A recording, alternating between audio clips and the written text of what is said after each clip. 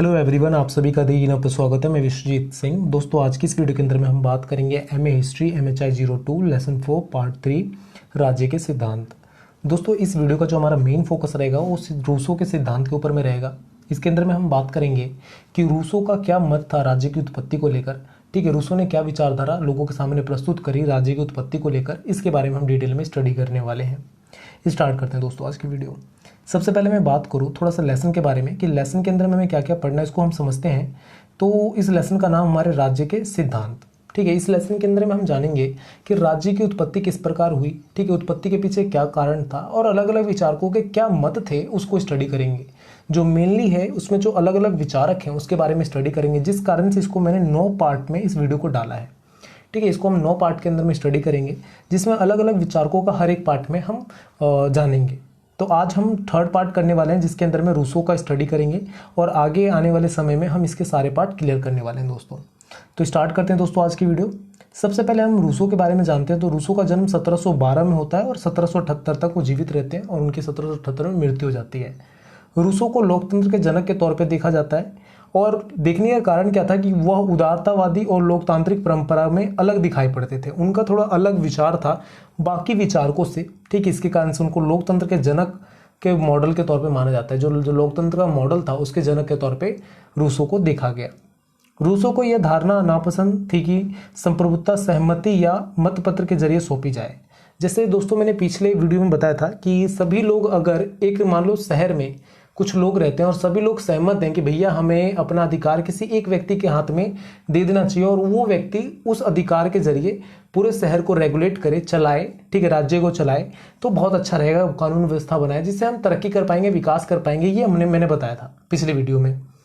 ठीक है, पर रूसो का मानना था, ये नापसंद करते थे, इस विचारधारा को नहीं मानते थे। उनका मानना था कि यार अगर संप्रभुता और सहमति के जरिए, मतपत्र के जरिए हम एक व्यक्ति के हाथ में सत्ता सौंप देंगे तो गलत हो जाएगा। लोकतंत्र कहाँ रहा इसमें। ठीक है, लोकतंत्र का मतलब क्या है कि सबकी सम्मति बने। ठीक है, सब लोग उसके अंदर में स्वतंत्रता से अपना अधिकार रखें, ये नहीं कि जबरदस्ती भैया आपको चुनना ही है, ऐसा भी ना हो। तो ये चीजें रूसो कहते हैं। आगे हम उसके बारे में थोड़ा सा जानते हैं। लोगों को यह लगा कि अपनी क्षमता के भरपूर इस्तेमाल के लिए और सर्वाधिक स्वतंत्रता के लिए आवश्यक है कि वे एकजुट और किसी कानून बनाने वाली और उसे लागू करने वाली संस्था के जरिए आपसी सहयोग बढ़ाएं। देखो, लोगों ने यह माना, रूसो की जो विचारधारा थी उससे लोग सहमत थे और लोगों ने यह माना कि भैया हमें अपनी क्षमता के इस्तेमाल करते हुए, अपनी क्षमता जितनी क्षमता उसके अनुसार अपनी सर्वाधिक स्वतंत्रता के लिए, मतलब हमें ज़्यादा से ज़्यादा फ्रीडम मिले, ठीक है, ज़्यादा से ज़्यादा हमें आज़ादी मिले, उसके लिए क्या करना पड़ेगा, हमें एकजुट होना पड़ेगा, इकट्ठा आना पड़ेगा और उसके लिए कानून बनाने वाले किसी संस्था को लागू देना पड़ेगा अपने अधिकार को कि भैया तुम बनाओ कानून। जैसे हमने क्या किया भारत के अंदर में, हमने सरकार चुनी, सरकार को हमने अधिकार दिया, संसद बनाया जहाँ पर कानून बनाए जाते हैं, लोकसभा राज्यसभा बनाए जहाँ पे कानून बनाए जाते हैं।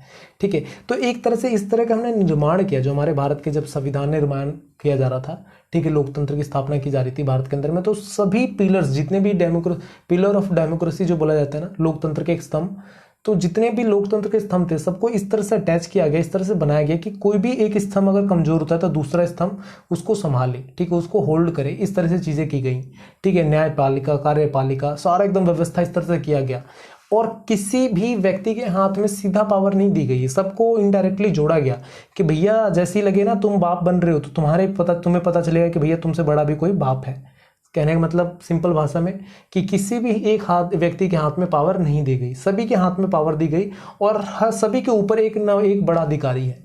जब लगता है ना, जैसे मान लो कि सारे अधिकारी फेल हो गए तो लास्ट में कौन बचता है, तो हम बचते, जनता बचती है।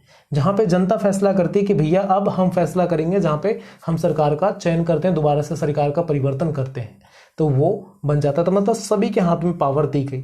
तो ये मैंने अपने भारत का एग्जांपल दिया जहां पे सेम लोगों का भी मानना यही था कि भैया ऐसी संस्था का निर्माण किया जाए जो रेगुलेट करे, एकजुट हो, स्वतंत्रता के लिए, ज्यादा स्वतंत्रता के लिए वर्क करे और कानून व्यवस्था बनाए। कानून व्यवस्था की जरूरत क्यों पड़ती है? आप अगर किसी जगह पर रह रहे हो तो वहां पे क्या कानून व्यवस्था की जरूरत क्यों पड़ेगी? तो देखो, कानून व्यवस्था कहीं बनकर नहीं आता अलग से, आप एक संविधान के उस पे जाके लिखोगे अलग कॉपी पे तभी कानून बनेगा, ऐसा कुछ नहीं होता। आपने मान लो ये ज़मीन खरीदी, यहाँ पे रहने लगे, आपके 10-12 जो भी मतलब परिवार के लोग रह रहे हैं, अब आपने बोला कि भैया आपको इस घर से बाहर नहीं जाना है, या शाम को 6 बजे घर के अंदर आ जाना है और सो जाना है। आपने जो ये वर्ड बोला ना, यही एक कानून बन जाता है, ठीक है, यही एक नियम है, और नियम को ही हम कानून बोलते हैं, ठीक है। बस वो क्या हो जाता है थोड़ा अलग तरीके से कि भैया वो लिखित में पूरा एकदम आगे समाज के सामने आया, और आपने अपनी फैमिली के लिए बोला कि 6 बजे के बाद आप कोई घर से बाहर नहीं निकलेगा, 10 बजे तक सब सो जाएगा, रात में कोई फ़ोन नहीं चलाएगा। तो ये क्या कानून हो गए, ठीक है। और सबके घर के अपने अपने कानून होते हैं, तो वो मैं यहाँ पे बताना चाहता हूँ कि कानून व्यवस्था की जरूरत क्यों पड़ती है। तो किसी भी चीज़ को रेगुलेट करने के लिए और सही तरीके से चलाने के लिए जरूरत पड़ती है। तो जो रूसो थे और उनके जो समर्थक में लोग थे, उनका भी क्या मानना था कि भैया अगर आप सर्वाधिक स्वतंत्रता पाना चाहते हो, एकजुटता पाने चाहते हो, तो उसके लिए क्या करना पड़ेगा, हमें किसी संस्था को या कानून बनाने वाली संस्था को ऐसे अधिकार देने पड़ेंगे जो कानून बना सके, किसके लिए, हमारे लिए, जिससे हम अपना विकास कर पाए, ठीक है। किसी को भी सही तरीके से चलाने के लिए, किसी भी चीज को सही करने के लिए हमें कानून की जरूरत पड़ती ही पड़ती है, यहाँ पे ये लोगों का मानना था। आगे बात करो दोस्तों, तो इस प्रकार यह राज्य मनुष्य के बीच ऐसे समझौते का परिणाम था जो अनियमित और अनुशासन के लिए किया गया था। तो देखो लोगों का मानना क्या था कि भैया अगर इस तरह से हम राज्य बनाते तो जो राज्य बनेगा वो एक अनुशासनात्मक और अनियमित रूप का दिखाएगा, ठीक है। तो हमें एक ऐसा राज्य की जरूरत है जो सही तरीके से लोगों के निजी स्वार्थ और इन सब चीज़ों का ध्यान रखे, ठीक है। यहाँ पे क्या कहते हैं, जब लोग निजी स्वार्थ का ध्यान रखे बगैर ऐसे व्यक्ति के लिए मत देंगे जो स्वयं संप्रभुता का अखंडता हिस्सा होगा, तो सामाजिक हित महत्वपूर्ण चीज रह जाएगा। देखो अगर मान लो लोग अपना स्वार्थ को निजी स्वार्थ देखते हैं, जैसे देखो क्या होता है हमारे इंडिया के अंदर में, आप यूपी बिहार का एग्जांपल ले लो सबसे बड़े, तो यूपी बिहार में क्या देखा जाता है कि भैया ये मेरे जाति का है, ठीक है, ये राजपूत है, ये यादव है, तो इनको हम वोट देंगे, ठीक है। नॉर्मली कई जगह पे यही होता है, ज़्यादातर जगहों पे यही होता है, भैया ये मेरे गांव का है, ये मेरे चाचा का लड़का है, ये मेरे ताऊ का लड़का है, ठीक है, ये मेरे घर का है, ये मेरे लिए काम करेगा, वो मेरे लिए काम नहीं करेगा, तो इसको हम देखकर वोट देते हैं। वहाँ पे हम क्या देखते हैं, निजी स्वार्थ देखते हैं अपना, ठीक है, अपना सेल्फिशनेस देखते हैं कि अगर ये बनेगा ना, ये अगर नेता बन के आया तो हमारे लिए काम करेगा, जिसके कारण से हम जो राज्य की अखंडता होता है, उसके लिए जो सामाजिक हित होता है, उसको हम खत्म कर देते हैं, ठीक है। अगर आप इन सब चीजों से उठकर आप ये देखोगे कि भैया काबिल कौन है, किसके अंदर में काबिलियत है, कौन हमारे राज्य को बचा सकता है, कौन हमारे राज्य की तरक्की कर सकता है, उसको देखकर अगर हम वोट दें तब हम विकास कर पाएंगे। बाद में हम कोसते हैं सरकार को कि सरकार हमारे लिए काम नहीं कर रही। रीजन क्या है, क्योंकि हमने अब ऐसे लोगों को ही चुना है, ठीक है, जिसके कारण से वो आगे काम नहीं हो पा रहा है। अगर मान लो कोई ऐसा व्यक्ति को चुना जाए, आप एक ही जगह से छोटे से एक गांव का जनपद भी चुनते हो ना, तो अगर उसको भी चुनते हो तो वो अगर सही है तो अपने आगे वाले को उंगल करता रहेगा, तो वो भी सही बनने की कोशिश करेगा, ठीक है। फिर वो ऊपर ऊपर ऊपर ऊपर करते सब आगे तक सही होंगे, ठीक है। बट हम शुरू स्तर पे ही गलत कर दे तो आगे गलती होती रहेगी, ठीक है। तो मेन चीज होता है वहां पे निजी स्वार्थ को त्याग कर हमें ऐसी चीजों को चुनना होता है, अखंड हिस्सा बनना होता है संप्रभुता के लिए, जिसमें सामाजिक हित इंपॉर्टेंट हो, ठीक है, समाज का हित इंपॉर्टेंट हो, तब हम अपना मतलब एक अच्छे राज्य का निर्माण कर सकते हैं। रूसो की ये मानना था। रूसो इसे सामान्य इच्छा कहते हैं, तो भैया नॉर्मल सी डिजायर है, इससे ज्यादा कुछ डिजायर होता नहीं है, रूसो का ये मानना था। रूसो की नजर में संप्रभुता लोग ही हैं, संप्रभुता लोग ही हैं जब वे संगठन का एक नया रूप अपना लेते हैं और संप्रभुता की इच्छा हर एक व्यक्ति की हो जाती है।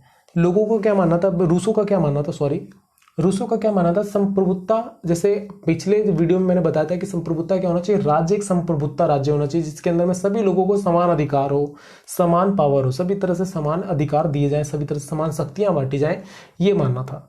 पर रूसो को क्या माना था, भैया संप्रभुता हमेशा लोग होते हैं, तो जब लोग अच्छे होंगे तो एक संगठन का अच्छा निर्माण करेंगे, जब संगठन का अच्छा निर्माण करेंगे तो जो लोगों की इच्छाएं होंगी वो प्रबल होगी। प्रबल मतलब क्या, अच्छी इच्छाएं जन्मेंगी, जिससे हम विकास कर पाएंगे, आगे तरक्की कर पाएंगे, और हर एक व्यक्ति उसमें वो अपनी काबिलियत दे पाएगा, ठीक है, हर एक व्यक्ति इंपॉर्टेंट होगा उस चीज के लिए। तो ये मानकर यहाँ पे रूसो चलते हैं, ठीक है। आगे बात करें दोस्तों, तो इस तरह सरकार नागरिकों के बीच एक समझौते का परिणाम साबित होती है, और उसी हद तक वैध है जब तक सामान्य इच्छा के निर्देश को पूरा करती है। स्पष्ट है कि जो ही सरकार ऐसा करना बंद करती है तो उसे हटाया या बदला जा सकता है। देखो लोकतंत्र के जनक के तौर पे रूसो को बताया मैंने कि लोकतंत्र का मॉडल जनक के तौर पे रूसो को माना जाता है। तो लोकतंत्र है क्या, तो लोकतंत्र में क्या होता है, हमें चयन मिलता है, चयन करने के लिए मिलता है। चयन करने के लिए कैसे मिलता है? हम अपनी मर्जी से चयन करते हैं कि भैया नेता कौन बनेगा और किसको सरकार में चलाने का हक है, किसको नहीं चलाने का हक है। ठीक है, तो रूसो कहते हैं भैया कानून बनाना बहुत जरूरी है, क्योंकि कानून से हम रेगुलेशन लाते हैं। ठीक है, तो वहाँ पे कानून बनाने के साथ साथ उन्होंने क्या कहा कि निजी स्वार्थ को हमें त्यागना भी बहुत जरूरी है जब आप इन चीज़ों के लिए वर्क कर रहे हो। मान लो कानून बनाने वाले में मैंने अपने चाचा के लड़के को बैठा दिया कि भैया तुझे बनाना है कानून, तो क्या मेरे खिलाफ कभी वो कानून बनाएगा? कभी क्या वो मेरे खिलाफ एक्शन लेगा? नहीं लेगा, बिल्कुल भी नहीं ले सकता। ठीक है, लेगा भी तो बहुत ज़्यादा उसको मतलब आसान एक्शन लेगा। ठीक है, उस तरह का सजा नहीं दे सकता मुझे, तो ये प्रॉब्लम होगी। ठीक है, तो इसलिए उन्होंने क्या कहा, निजी स्वार्थ को त्याग कर। ठीक है, साथ में आगे हम बात करते हैं कि लोगों को ऐसा होना चाहिए जैसे लगता है कि भैया काम हो रहा है, जब तक हमारा सरकार काम कर रहा है तो ठीक है, नहीं तो इस तरह की हमें व्यवस्था करी जानी चाहिए जिससे उसे बदला जा सके या हटाया जा सके। जब लगता है सरकार नहीं कर सकती है, तो भारत के अंदर में क्या है कि हर 5 साल में इलेक्शन होगा। जब हमें लगता है भैया ये वाला गवर्नमेंट फेल हो गया, इसके बस का था नहीं करना, तो हम क्या करते हैं, दूसरी गवर्नमेंट को मौका देते हैं, जिसके कारण से वो आती है, फिर वो अपने आप को प्रूफ करने की कोशिश करती है। जो होता नहीं है प्रूफ, कभी भी आज तक हुआ नहीं है, बट फिर भी करती है। तो ये पूरा रूसो का मानना था दोस्तों। ठीक है, जितना भी है रूसो का मैंने बताया ना, आपके बुक में ही मिल जाएगा, तो आपको कहीं बाहर जाके ढूंढने की जरूरत नहीं है। ठीक है, अपनी बुक खोलो, MA हिस्ट्री की जो हैगा MHI 02 की, उसके अंदर में थोड़ा सा ही टॉपिक है, मिल जाएगा, इजी है, समझ में आ जाएगा। ठीक है, अगर ना आए तो कमेंट करके पूछ लीजिएगा। ठीक है, इवन आपको अगर वीडियो का PDF चाहिए तो आप हमारे टेलीग्राम ग्रुप को ज्वाइन कर लीजिए, जो डिस्क्रिप्शन में लिंक में दे दूंगा मैं। ठीक है, डिस्क्रिप्शन में लिंक दिया हुआ है पहले से ही, तो वहाँ पे जाओ, वो टेलीग्राम ग्रुप ज्वाइन कर लो, वहाँ पे आपको PDF भी मिल जाएगा इसकी, और भी जो वीडियोज़ हैं उसकी भी लिंक PDF सारी वहाँ पे डाली हुई है, तो वहाँ पे वो मिल जाएगी। तो जाओ फटाफट ज्वाइन करो और PDF लो, स्टडी करो, आपका एग्जाम भी आने वाले हैं। तो all the best, bye bye.